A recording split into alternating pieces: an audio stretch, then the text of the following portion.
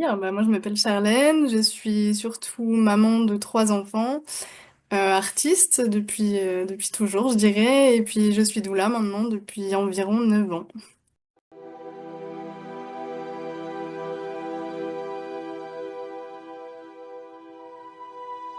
Ben, je dirais que déjà moi la création j'ai baigné dedans depuis toute petite parce que mes deux parents étaient artistes. J'ai une maman qui est artiste peintre encore aujourd'hui, mon papa est décédé mais il a fait beaucoup de choses aussi au niveau de l'artistique. Et donc moi j'ai grandi dans un univers foisonnant parce que ma mère organisait des stages de peinture, des cours de peinture, donc j'avais toujours du monde à la maison, toujours un atelier ouvert à la création et du coup c'était vraiment un espace d'expérimentation assez incroyable où on accueillait aussi des personnes en situation de handicap, des personnes en difficulté, des enfants placés, tout ça et du coup ça a créé comme un tout un univers dans lequel j'ai baigné et qui m'a poussé aussi vers l'accompagnement plus tard.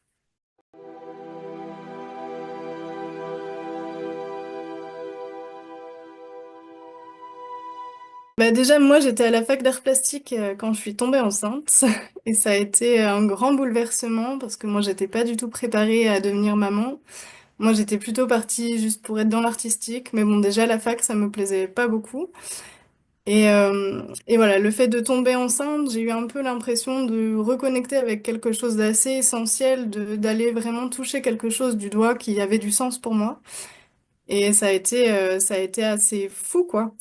Et ça m'a poussé à voir la création artistique un peu d'une autre manière, où c'était plus juste pour moi, c'était pour moi, pour m'enrichir moi, mais aussi pour me mettre au service de l'autre. Et voilà, ça crée quelque chose qui aujourd'hui me correspond davantage, je pense.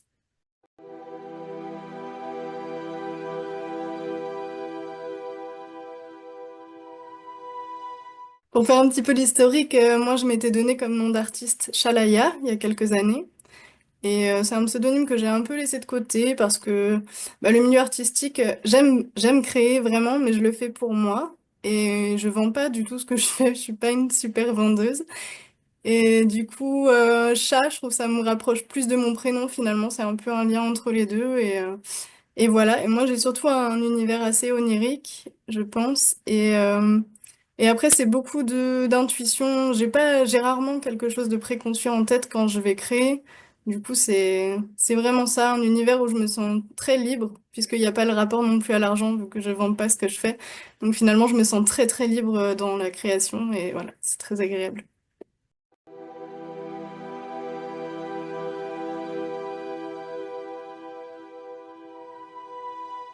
Alors je dirais que des intentions, j'en pose davantage quand je crée des mandalas, par exemple, parce que c'est une pratique qui est vraiment dans l'introspection, c'est très méditatif et pour le coup on a vraiment le temps de vagabonder, on a comme le cerveau qui s'éteint, en fait c'est une forme d'hypnose, ça crée une forme d'hypnose quoi.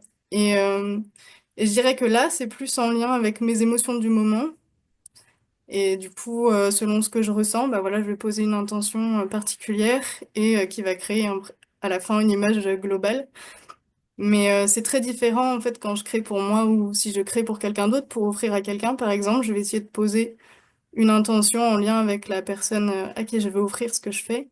Et si c'est une demande qu'on me fait, une commande, eh bien là c'est plutôt, je demande plutôt avant à la personne de poser une intention et moi de pouvoir suivre ce fil-là pendant ma création.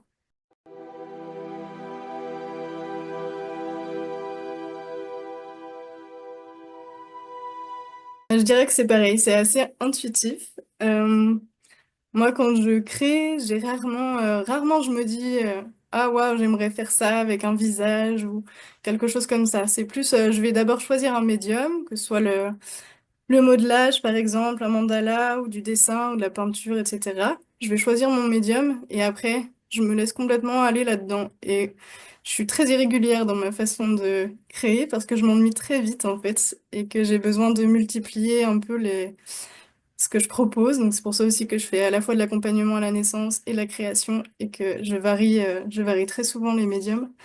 Et du coup, c'est assez impulsif comme façon de créer. Je me réveille le matin, j'en ai très envie, il faut que je crée quelque chose aujourd'hui. C'est assez en lien avec mon cycle aussi. Et, euh, Et puis voilà, et puis je me lance et en fait je réfléchis pas du tout à ce que je fais et c'est juste un moment agréable pour moi où je suis en pleine connexion avec mon intériorité et voilà.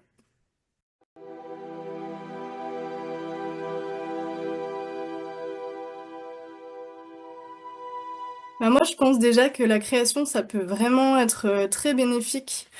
Enfin moi je vois ce que ça m'a apporté dans mon parcours de femme. Moi, une des premières choses que ma maman m'a apprises dans ses cours de dessin, c'était de dessiner.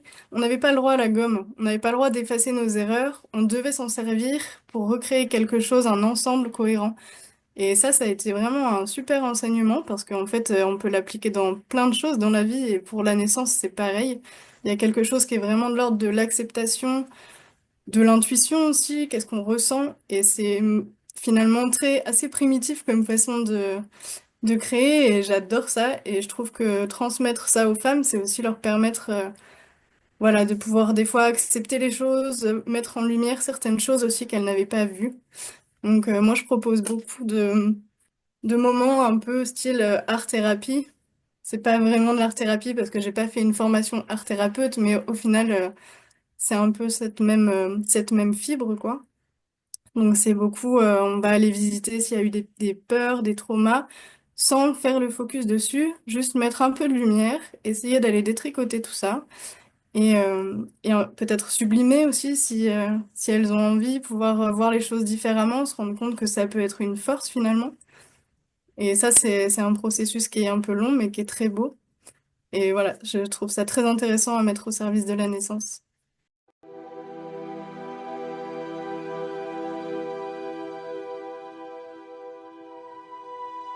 Bien moi, en fait, mon rôle, je dirais que c'est vraiment redonner l'autonomie, faire en sorte que les femmes, les couples prennent vraiment possession de leur projet de naissance. Et moi, je suis là juste pour protéger cette petite bulle d'intimité, en fait. Je suis pas là pour leur donner des conseils non sollicités ou ce genre de choses. Je réponds à leurs besoins en fonction de ce qu'ils ont envie. Et je suis là pour leur donner des informations, pour après leur proposer, ça peut être du massage ou ce genre de choses pour aider. Mais finalement, c'est juste un soutien. Moi, je vais pas, c'est pas moi qui fais le processus, c'est pas moi qui vais enfanter. Et du coup, c'est vraiment remettre le pouvoir dans les mains des couples et des femmes qui vont enfanter.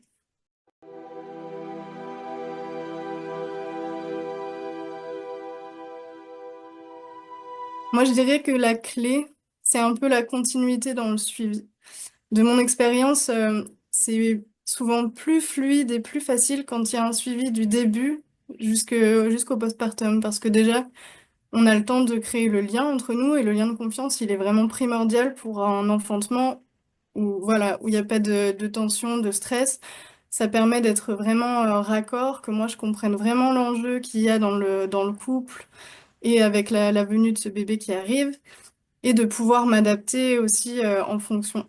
Et, euh, et puis voilà, les couples se sentent souvent plus à l'aise quand on s'est vu plusieurs fois qu'on s'est vu une fois et puis paf, l'enfant arrive et du coup on se retrouve dans un moment de grande intimité alors qu'on se connaît à peine et des fois ça peut être un peu déroutant. Il y a des femmes qui le vivent très bien et d'autres un peu moins. Et du coup voilà, je pense que ça c'est quand même à prendre en compte parce que c'est des moments très très sensibles. Surtout, je trouve le postpartum, qui est une période où on est souvent très seul. On est très accompagné souvent pendant la grossesse.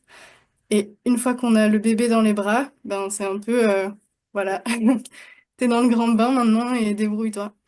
Et les femmes, souvent, elles sont un peu isolées et c'est un peu difficile de chercher de l'aide dans ces moments-là. Du coup, le fait d'avoir un suivi global, ben, on sait qu'on a déjà une personne ressource qui peut être présente et en qui on a confiance.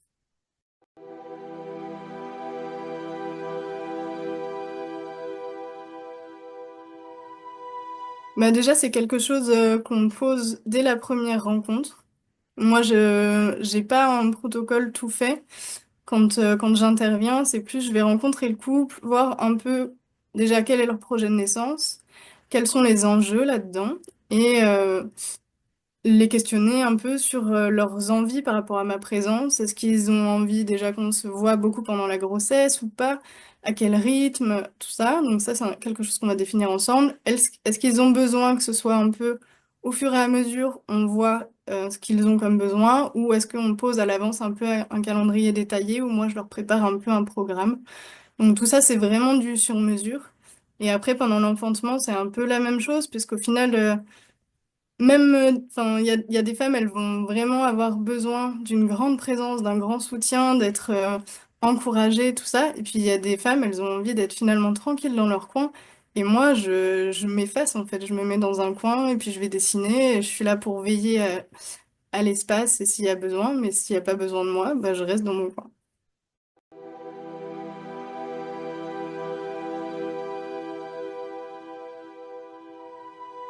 Alors le rebozo, déjà pour expliquer un petit peu ce que c'est un tissu qui vient du Mexique. Donc à la base, rebozo, en fait, c'est le châle au Mexique. Donc c'est un tissu qui est utilisé en ornement, qui peut être utilisé pour porter du bois, porter les enfants. En fait, les femmes, elles l'ont dans leur vie de tous les jours et voilà.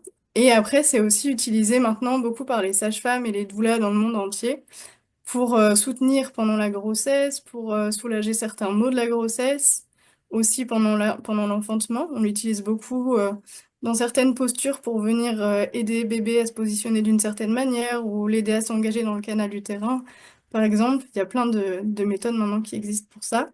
Et on l'utilise aussi en postpartum, notamment pour le serrage du bassin, qui est un moment assez important après la naissance, puisqu'en fait, en venant serrer le bassin avec le reposo, eh bien, on va aider l'utérus à reprendre sa taille et sa forme initiale, et ça peut aussi éviter certains types d'hémorragie, donc c'est assez précieux comme outil. Et après, il y a aussi ce qu'on appelle le soin rituel reboso, qui est un soin qui dure environ 4 heures, où il y a deux personnes qui prennent soin d'une femme, et il y a une partie où on va faire un massage à quatre mains, une partie sudation, donc ça peut être soit dans un bain, soit avec le yoni steam, soit le hammam. Enfin, voilà, il y a plusieurs possibilités. Et ensuite, on vient serrer 7 points clés du corps avec le tissu reposo. Donc c'est un très très très beau rituel que moi j'affectionne beaucoup. Parce que déjà, c'est pas souvent qu'on se fait chouchouter par deux femmes comme ça. Et à offrir, ça demande vraiment beaucoup d'humilité, je trouve, comme posture. Et c'est assez fou quand même comme moment. Et du coup, voilà, ce que ça amène, c'est aussi l'énergie après la naissance. On va fermer une porte, la porte du canal de la naissance, en fait. Et voilà, symboliquement, c'est aussi très beau, je trouve.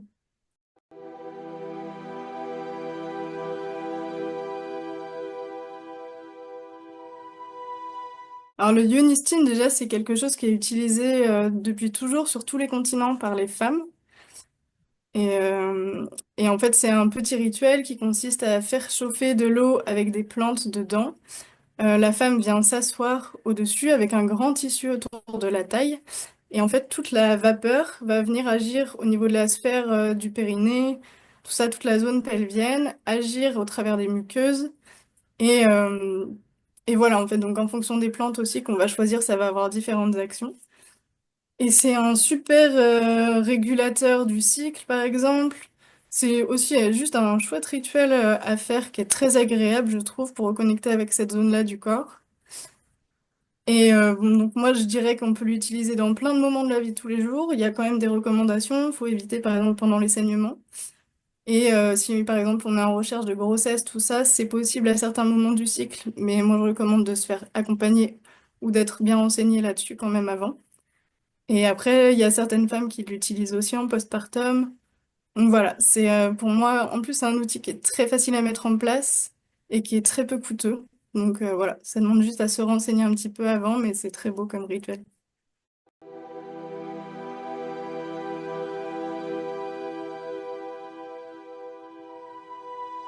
Bah, je dirais que c'est un peu ce qu'on disait tout à l'heure, en fait, ça crée un peu des zones d'hypnose.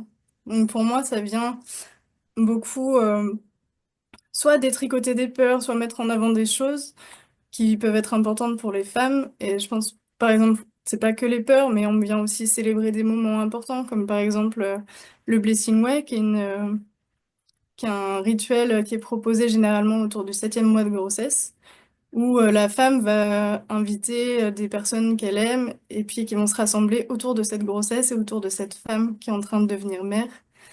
Et c'est aussi, je trouve, un moment dont on peut se servir même plus tard pendant l'enfantement, où on y repense après et on se dit, ouais, en fait, j'ai du soutien, je suis pas toute seule. Et c'est beau, quoi.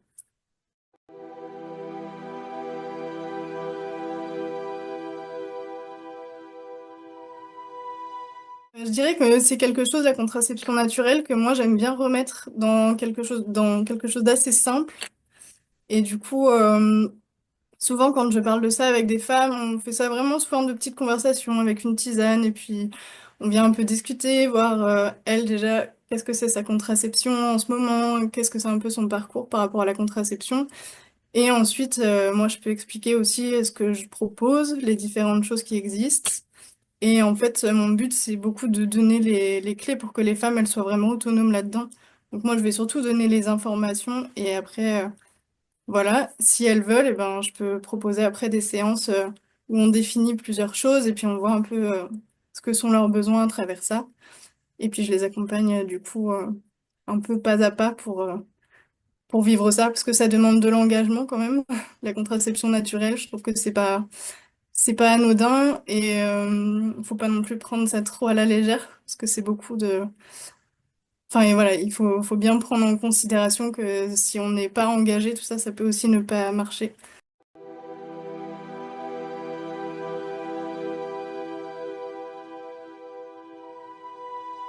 Bah, moi, c'est la plus grande partie de mon travail finalement, puisque je tends vraiment à ce que les femmes et les couples soient autonomes le plus possible.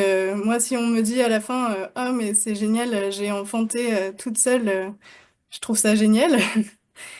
Et en fait, qu'on n'ait plus besoin de moi. Moi, mon but, c'est que même si j'ai plus de travail, c'est pas grave. Le but, c'est qu'on n'ait plus besoin de moi à la fin. Donc, c'est vraiment la grosse part de mon travail et transmettre. J'adore ça. Et voilà, j'estime que je vois par exemple certains thérapeutes qui ont tendance, c'est pas du tout un jugement, mais qui ont tendance à se servir d'outils pour guider les gens. Et en fait, moi, j'ai envie de donner directement les outils, quoi. Moi, je donne mes informations, mes connaissances, et après, les personnes, eh ben, elles en font ce qu'elles en veulent, mais c'est elles qui sont actrices de leur changement et de leur transformation intérieure.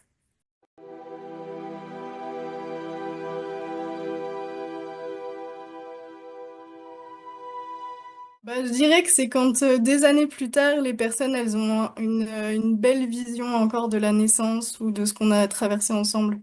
Parce qu'en fait, souvent au moment de la naissance, c'est tellement un moment fort, qu'il y a plein d'hormones, tout ça, que bah oui, j'ai tout de suite des très beaux retours, mais quand ça perdure dans le temps et quand les personnes, une fois qu'elles ont détricoté tout leur récit de naissance, elles ont encore ce regard-là, c'est vraiment, vraiment touchant.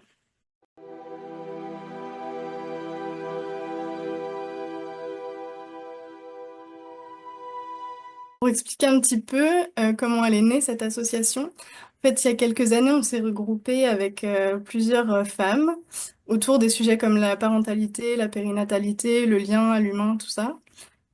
Et pour proposer des petits ateliers, des moments de rencontre, voilà.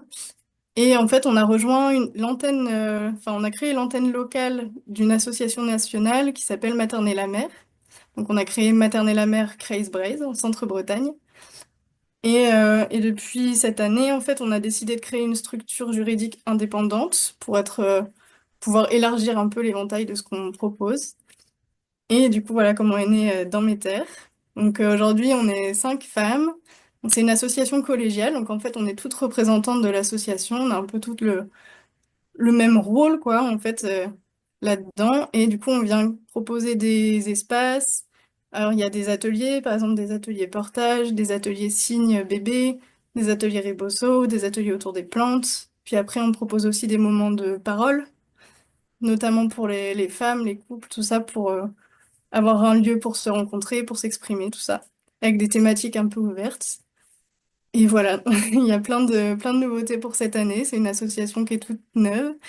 Et donc, on est en train de co-construire encore en ce moment. Et il va y avoir plein de nouvelles choses tout bientôt.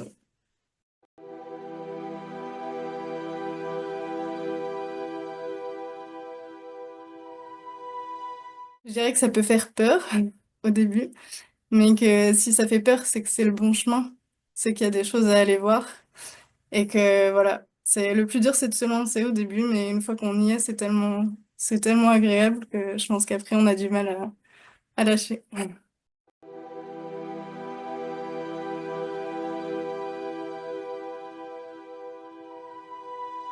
Je dirais que ce mot-là, féminin sacré, pour moi maintenant, il est assez connoté. Enfin, je pense que ça a été assez repris dans les mouvements New Age, tout ça.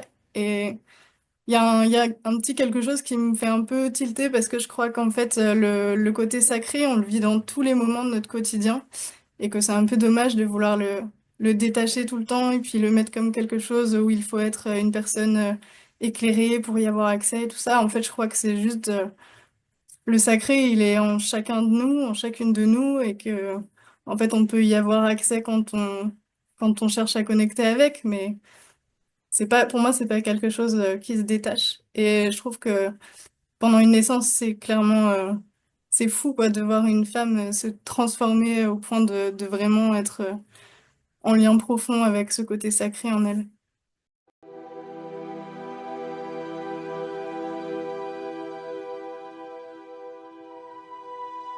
Oui, oui, potentiellement. Après, moi, j'ai une préférence pour le présentiel, honnêtement.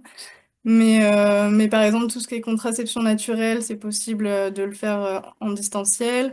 C'est possible aussi, même si des femmes ont des questions autour de la grossesse, tout ça. Moi, j'ai accompagné des fois des femmes en distanciel pour même pour un enfantement, hein, donc c'est un peu particulier parce que voilà, ça demande d'être actif au téléphone et puis de pouvoir répondre comme ça au téléphone et c'est un peu frustrant des fois de pas pouvoir être plus présente. Mais finalement, des fois, c'est aussi juste le besoin des femmes.